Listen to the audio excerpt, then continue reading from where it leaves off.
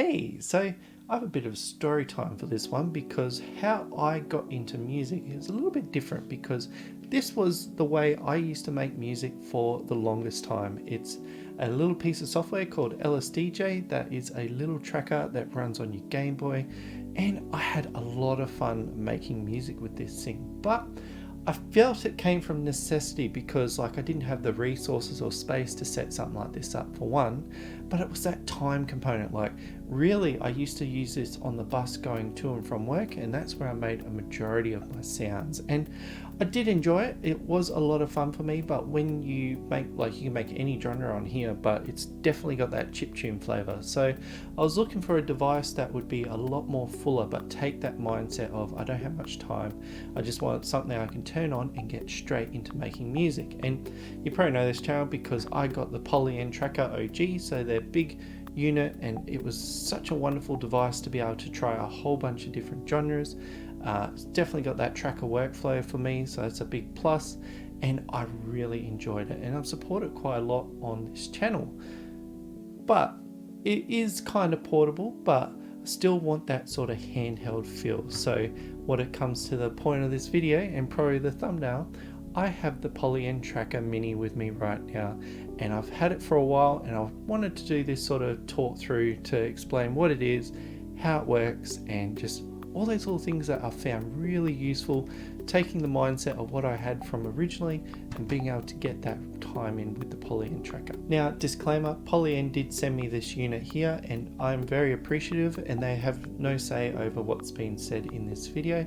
Also, I am biased towards trackers, so I'm coming at this from a tracker mindset already, but I want to try and make this video so it's sort of like, is this right for you? Because I'm finding it being very useful to become this portable studio. So let's get straight into this one. Alright, here we are with the Polyend Tracker Mini.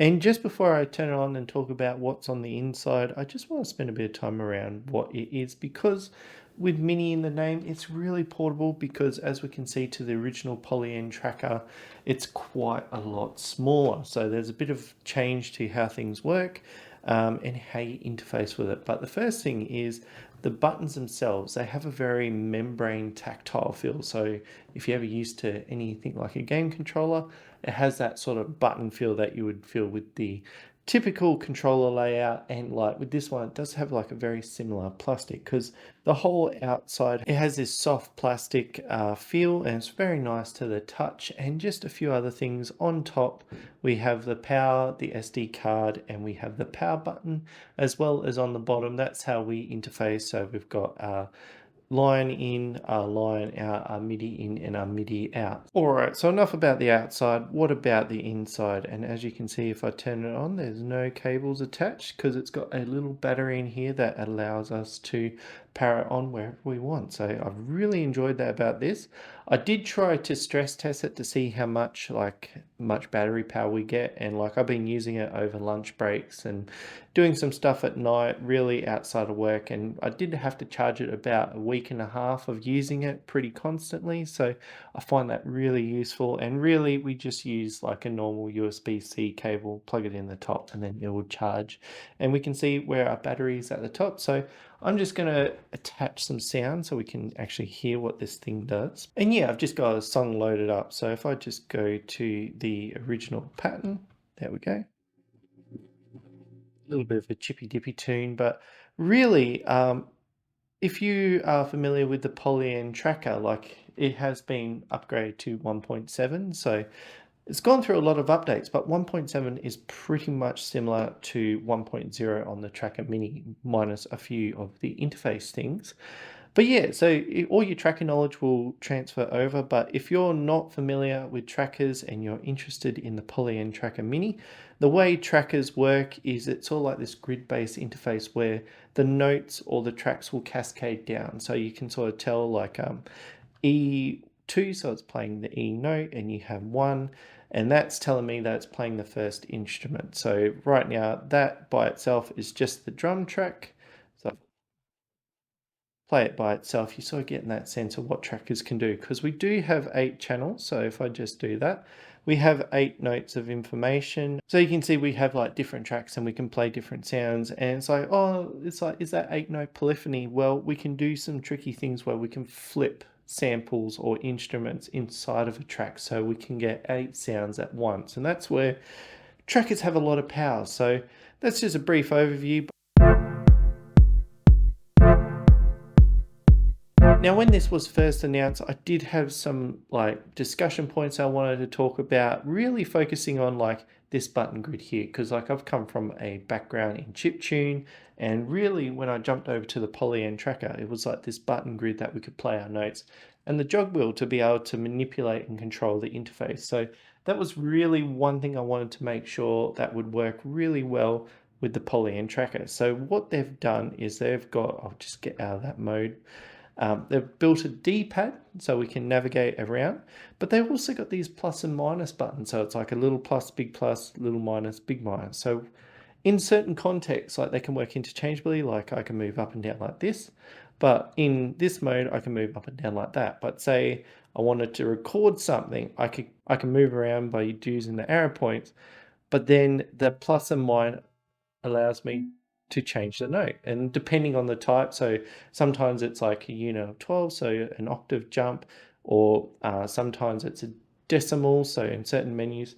But really how I've been finding the moving around is like I'll be using my thumbs to switch between buttons, and like I think that was apparent when I was first using it, checking samples. So if I just go down to my sample pool, there we go. So what I used to do is hold preview, and I'll get a little thumb tied, but after a while you find out what is the sort of like way to do it.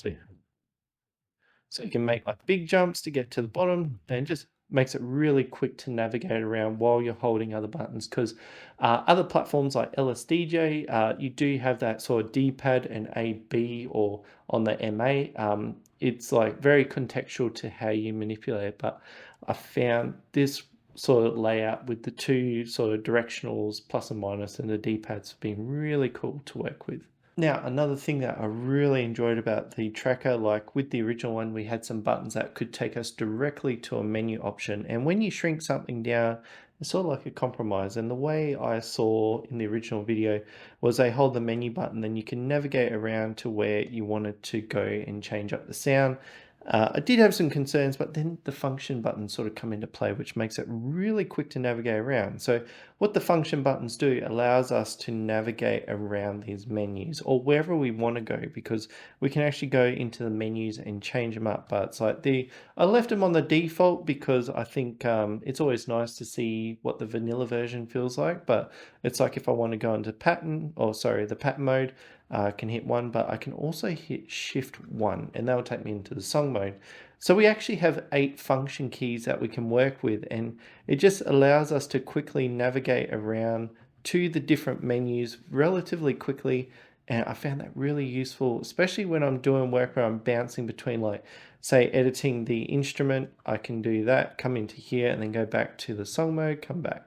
And with the function keys, I didn't really feel constricted like I would have felt if it was just this sort of navigation around the place. So if you want to switch the menus like that. So it's just giving you different options to work around with the device. I really like that. Now, another thing with the Polyend Tracker Mini is that everything is clearly labeled on the buttons themselves, so you're not trying to figure out what's happening there. But there are some little things, like on the original Polyend Tracker, we did have some like extra context. So when you hold shift and copy, that will actually be a paste command, and still works the same on the Polyend Tracker Mini, but it's just not labeled because the buttons are quite small. And really, if you jump to, because it comes with a little manual here, if you come to the back here, it's actually got a full cheat sheet. So if you're not familiar with the Polyend Tracker sort of commands or like button presses, it goes through like all the different functions and how they work. But really, when it comes to the commands on the Polyend Tracker, it's not like these crazy button combos to get something in. Usually it's 2 buttons at most to do a specific command, and it's usually something in context. Like for here with the master volume, you can press shift and up and down, and that can do the volume as well. So it's just understanding the device, and really after probably about 3 days of like fiddling around the device, like when I was talking about getting thumb tied and that, really that stopped. And then I was just getting more into actually making music on this one.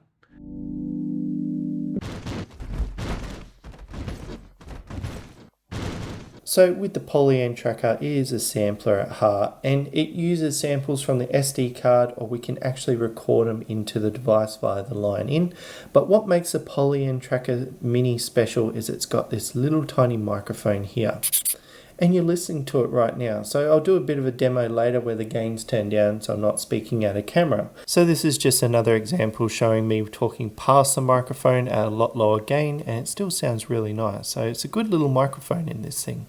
But it just makes it so easy to go out and capture sounds. Like, they are 45 seconds long, but I think as time goes on that might get extended. But with the tracker workflow, I find lots of little short samples really good to work with this device, like single cycle waveforms, or going up to capturing like percussive or other sounds, like you're just wanting these little bits that you can work with into your track. But having a microphone just opens up for you the possibility to be like running around outside and capturing those sounds. And if the gain wasn't so high, like a lot of the sounds, actually what I'll do, just drop it down a little bit, and it does pick up a bit of you touching the device. So especially around the microphone, I've used that a couple of times to make a shaker sound.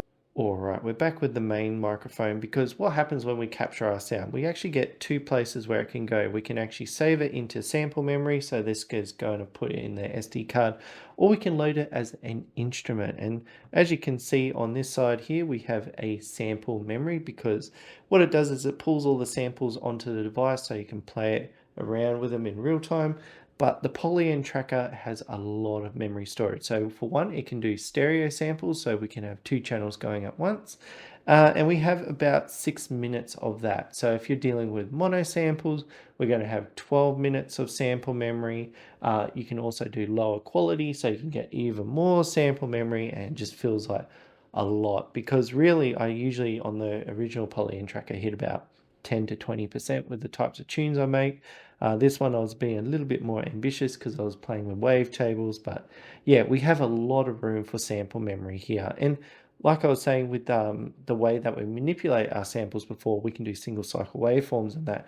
We have a few ways that we can control that through the instrument parameters. So like we have our main view where we, like once we load the sample in, this is how we sort of manipulate it. So we've got like things like filters, we have effects that we can apply to it. So these are real-time effects. We can change the tuning and that, but we can start deep diving more into the sample itself. So each one of these areas that we can work on, so we've got like wavetable editing, which I'll show you that menu, but we have an envelope and an LFO for each one. So it sounds a little like what's going on here, because it's like each one has an LFO or envelope, but it's not like they're linked. Each one of them can be a unique LFO or envelope. So you can get a lot of control into the Polyend Tracker. And like I was saying before with the sample, we can actually change how they're playing through. So typically like a one shot, like a drum hit, or we can create loops inside the samples themselves. So I've got a wavetable playing at the moment, but we can change like the loop points in here. We can like have it ping pong back and forward.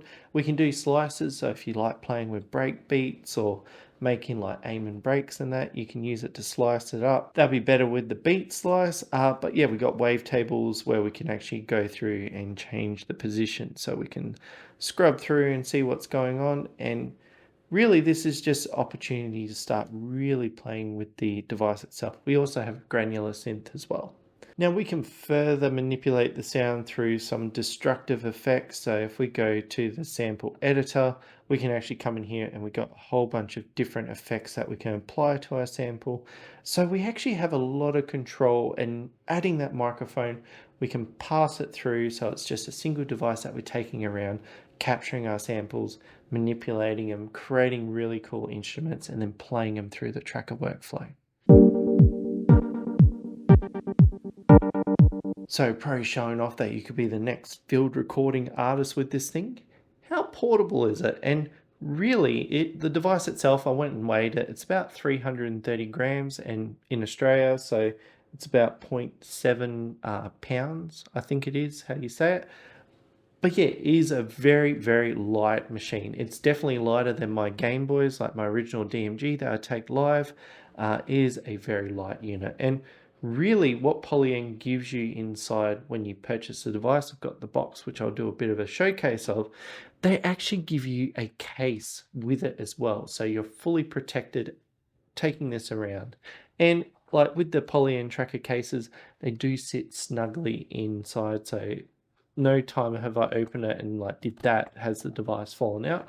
I would say don't do that because you don't want to give life a chance. So having a fully battery powered device and a really nice case, like really this has lived inside my backpack since I've got the thing, and it's been just being able to quickly pull it out and start making music. Like you saw how quickly it loads at the start. Like I can get straight into a track because like this one just loads straight up. So the track I'm working on, I can like pull it out, probably have 5 to 15 minutes of putting in like new notes or like capturing samples and working on a track as I go. So another thing that I did grab alongside this was I picked up a pair of studio monitors that are like in-ear versions. So really that's all I have that goes with me, and that is pretty much a full studio in my pocket or in my backpack, and I can take it wherever I need to. So I really enjoy the portability of the Polyend Tracker Mini. And talking about portable studio, how does it play with other gear? And we do have MIDI connectivity, and like with 1.7 they did a lot of work on the MIDI clock, making it more stable, and I'm finding the Tracker Mini has followed suit, so it's really nice to connect with synthesizers. The way I like doing it is actually routing the audio back around so I can capture it on here. So I'll have my big synth playing and then I'm also capturing sounds from that. And Polyend does give you a few cables, so it's like a MIDI DIN to 1.8 jack, because these are 1.8 jacks here. And it does give you a power supply as well as the cable as well. So it's like you got pretty much everything you need to be a really nice brain in the center of your studio. But what I love using the tracker for is being able to capture sound. So whether that's organic from life or synthesizers or ways that I want to create, I feel that the way I use the tracker workflow with the Polyend tracker does allow me to capture a very wide breadth of different genres in that. So I say it is a very capable machine. All right, we're at that fun part of the video where people give their opinions. And really, I think the pro is the footprint that it has and what it's capable of. Like using the tracker workflow as a handheld, like there are a few of them on the market. So you got like LSDJ, the M8 and that. So they are moving into this sort of space of handheld trackers. But what the Tracker Mini provides as like a sampler based tracker has a lot of potential. Like one thing I really enjoy about the tracker itself is the sound design capabilities, like that sort of workflow with the instrument parameters and being able to manipulate a sample. Like on the surface it doesn't look too complex like other sound engines where it has like multi LFOs and that, but when you can assign LFOs and envelopes to different parts, the ways you can edit the samples, but also we can re-record samples. So if I can hold shift, drag out, I can actually render that part to a selection. So I can do my manipulation,